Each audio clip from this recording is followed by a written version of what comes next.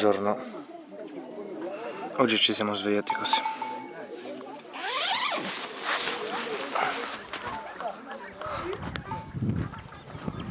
Oh, che figata. Nel mezzo del villaggio.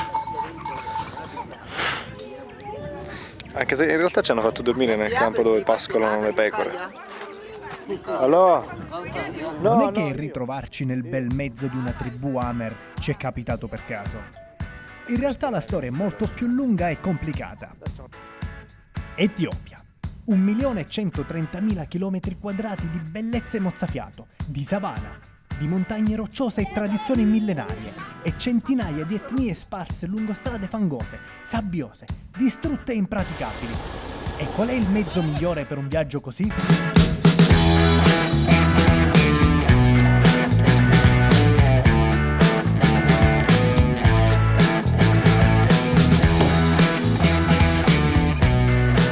Ok, il piano è di prendere 3 tricicli col motore, altrimenti dette api, battezzarle con un nome originale e infilarci dentro una squadra di 11 giovani con competenze e storie diverse, fotografi, filmmaker, antropologi, ma tutti accomunati dalla stessa passione per il mondo.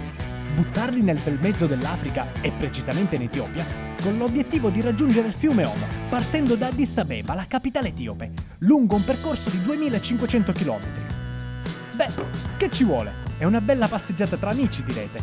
Basta salire sull'ape e godersi il paesaggio che scorre lento.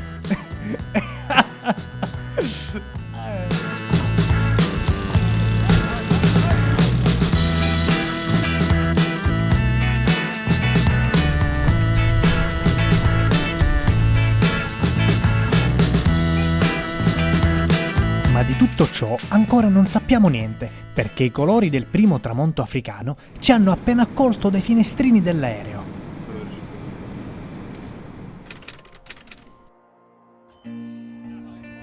Siamo a Debre Zeit, una cittadina a 40 km a sud di Addis Abeba, e qui incontriamo il resto del gruppo. Siamo euforici e non vediamo l'ora di mettere in moto i nostri nuovi mezzi, ancora coperti dalle plastiche protettive.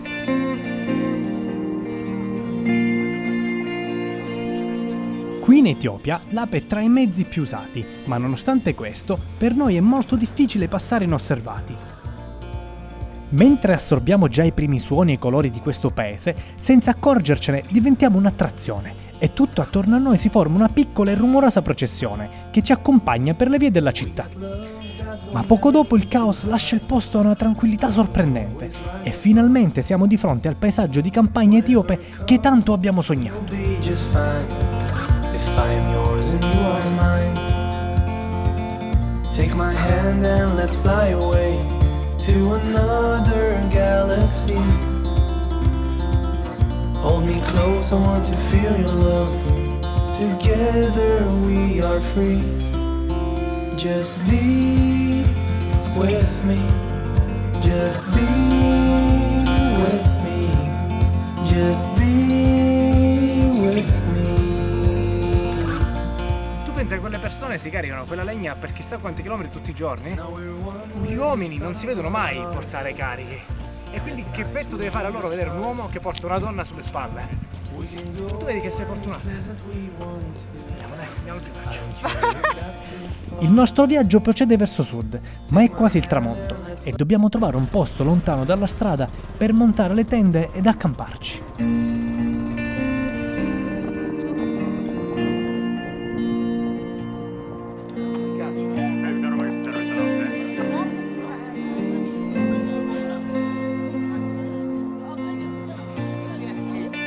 Queste persone che vedete qua dietro ci sono avvicinate, non ci hanno chiesto niente, ci hanno portato la legna e ora sono qui che ci studiano.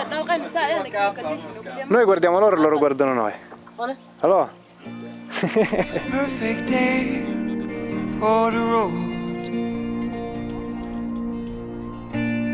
The blue sky will take us home. We'll take it easy, we'll take it slow. It's a good day for the road. And time goes so fast.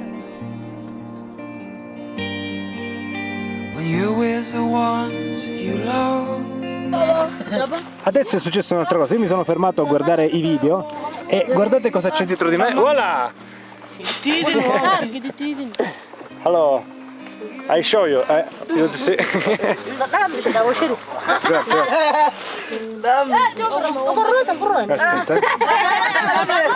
C'è un mitra che non è tanto amichevole, però lo porto a vedere il tramonto, che cosa romantica con i mitra. Go, go.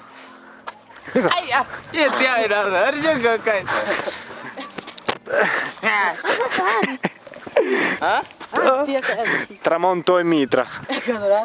Quante cose strane che succedono nella vita, eh? La cosa bella dell'Africa è che i colori al tramonto sono incredibili, non c'è nessun altro posto al mondo dove c'è questa vividezza e se c'è uno col Kalashnikov dietro di te meglio ancora. Wow! Oh oh! I'm following the river to another show. It's a perfect day for the road. And time goes.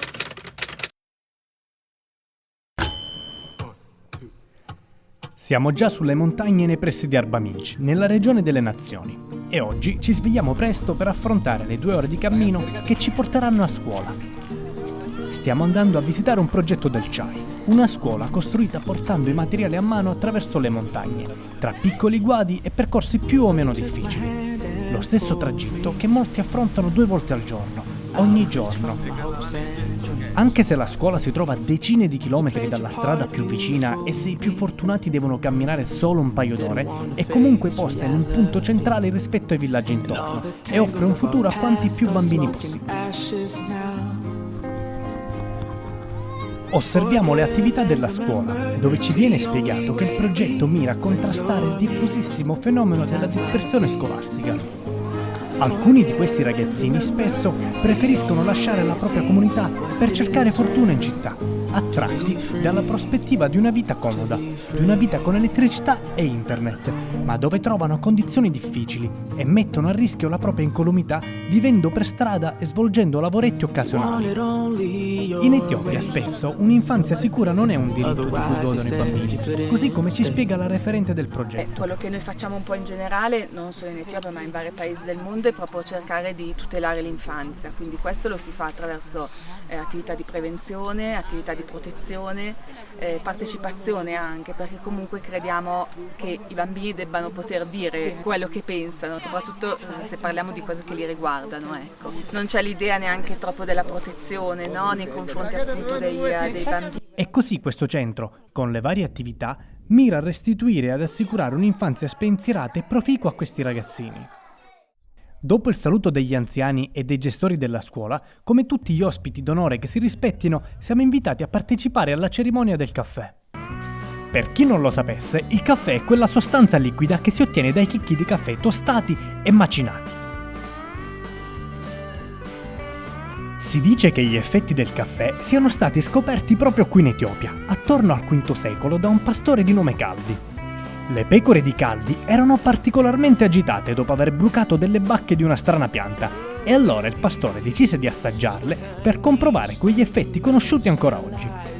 Adesso l'Etiopia è il primo esportatore di caffè dell'Africa e tra i principali del mondo e questo prodotto costituisce buona parte delle entrate del paese.